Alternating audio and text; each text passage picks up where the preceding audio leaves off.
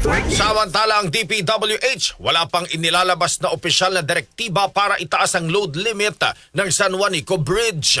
Kasama mo mula sa RMN Tacloban si Radyo Manchester Sanita. RMN Live Report!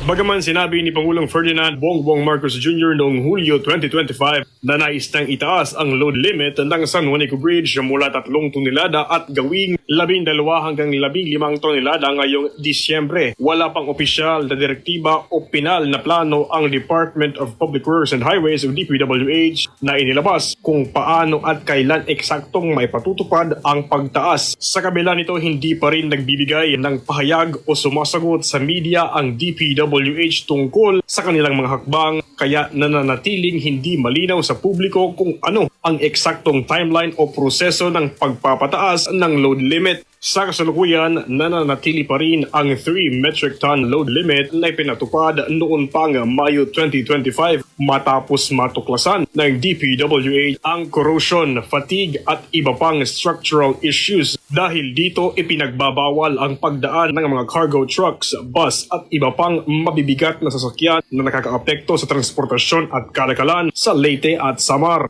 Ayon sa DPWH, may nakalaang pondo na humigit kumulang 520 million pesos para sa retrofitting at pagpapalakas ng tulay. Subalit wala pang formal na pahayag kung paano isasagawa ang pagpapataas ng load limit at kung makakamit ang target na 12 to 15 tons pagsapit ng Disyembre 2025. Hanggang sa makumpleto ang rehabilitasyon at may opisyal na direktiba mula sa DPWH, nananatili ang 3-ton na limit upang masiguro ang kaligtasan ng mga motorista at kargamento. Kasama mo sa RMN Tacloban, Radyo Manchester Sanita, Tatak RMN. RMN Network